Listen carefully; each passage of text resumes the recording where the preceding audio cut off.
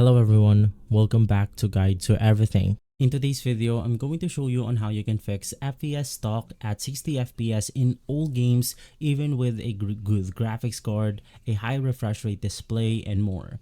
So basically, the first thing that you want to do is to make sure that you have the latest version of your graphics card installed to your device.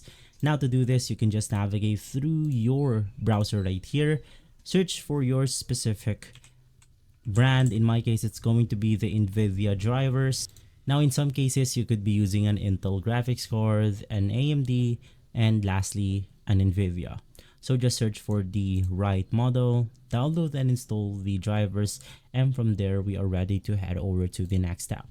Now you then want to right click on your desktop right here, click on the display settings, and then you want to scroll all the way down, click on the advanced display settings, and then you want to select the right display. In my case, my main monitor is the 24E3, so I'll just select it, and then at the bottom of the screen right here you can see the refresh rate. Click on it, and then you want to make sure that you have selected the refresh rate that you want to play at. Now if it is set on 60, it doesn't matter how fast your graphics card is, you just want to simply select the right settings.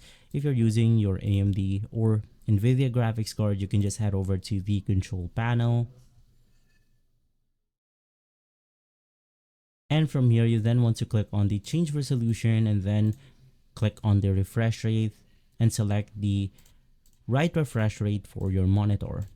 After that, you also want to head over to your game and you want to make sure that you have disabled the FPS cap on your specified application. So in our case, the example is going to be Valorant. Inside Valorant, there will be a setting for limiting FPS. You want to make sure that this setting is turned off. If this video has been helpful, leave a like, subscribe, and follow Guide to Everything for more videos like this. Thanks for watching.